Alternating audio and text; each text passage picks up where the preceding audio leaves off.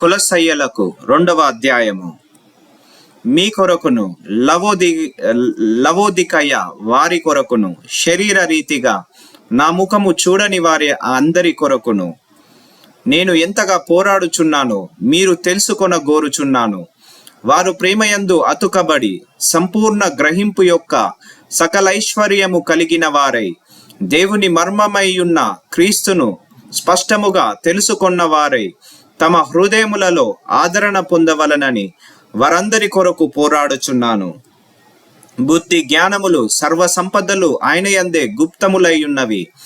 ఎవడైనను చక్కని మాటల చేత మిమ్మును మోసపరచకుండునట్లు ఈ సంగతిని చెప్పుచున్నాను.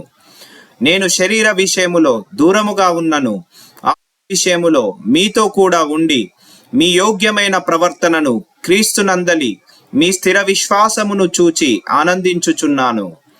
కావున మీరు ప్రభువైన క్రీస్తు యేసును అంగీకరించిన విధముగా ఆయన యందు వేరు పారిన వారై ఇంటివలె కట్టబడుచు మీరు నేర్చుకొనిన ప్రకారముగా విశ్వాసమందు స్థిరపరచబడుచు కృతజ్ఞతాస్తుతులు చెల్లించుటయందు విస్తరించుచు ఆయన యందుండి నడుచుకొనుడి.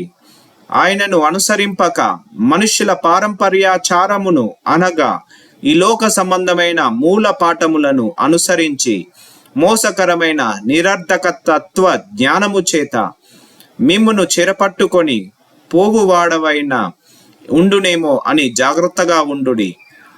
ఏలయనగా దైవత్వము యొక్క సర్వ పరిపూర్ణత శరీరముగా క్రీస్తునందు నివసించుచున్నది, మరియు ఆయన యందు మీరును సంపూర్ణులై ఉన్నారు. ఆయన సమస్త ప్రధానులకును అధికారులకును శిరస్సయ్యున్నాడు. మీరును క్రీస్తు సున్నతి యందు శరీరేచ్ఛలతో కూడిన స్వభావమును విసర్జించి ఆయన యందు చేతులతో చేయబడని సున్నతి పొందితిరి. మీరు బాప్తిజమందు ఆయనతో కూడా పాతిపెట్టబడిన వారై ఆయనను మృతులలో నుండి లేపిన దేవుని ప్రభావమందు విశ్వసించుట ద్వారా ఆయనతో కూడా లేచితిరి.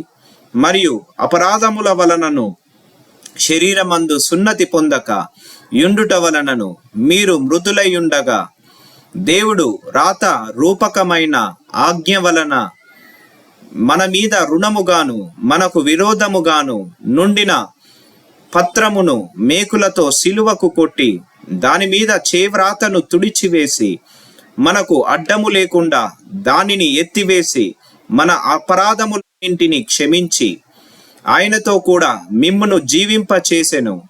ఆయన ప్రధాన అధికారులను నిరాయుధులనుగా చేసి సిలువ చేత జయోత్సవముతో వారిని పట్టి తెచ్చి బహాటముగా వేడుకకు కనుపరచెను. కాబట్టి అన్నపానముల విషయంలోనైనను పండుగ అమావాస్య విశ్రాంతి దినము అను వాటి విషయంలోనైనను మీకు తీర్పు తీర్చ నెవనికిని అవకాశమియ్యకుడి.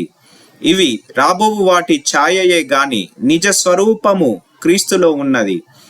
అతి వినయాసక్తుడై దేవయందు ఇచ్చ కలిగి తాను చూచిన వాటిని గూర్చి గొప్పగా చెప్పుకొనుచు తన శరీర సంబంధమైన మనస్సు వలన ఊరక ఉప్పొంగుచు శిరస్సును హత్తుకొనని వాడెవడును మీ బహుమానమును అపహరింపనీయకుడి. ఆ శిరస్సు మూలముగా సర్వ శరీరము కీళ్ల చేతను నరముల చేతను పోషింపబడి అతుకబడినదై దేవుని వలన కలుగు వృద్ధితో అభివృద్ధి పొందుచున్నది.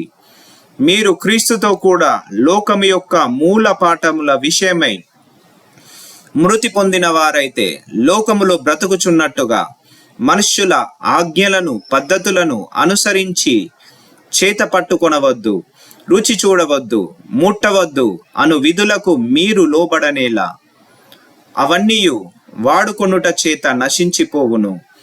అట్టివి స్వేచ్ఛారాధన విషయములలోను వినయ విషయములలోను దేహ శిక్ష విషయములోను జ్ఞాన రూపకమైనవని ఎంచబడుచున్నవే గాని శరీరేచ్ఛ నిగ్రహ విషయములో ఏమాత్రము ఎన్నిక చేయదగినవి కావు.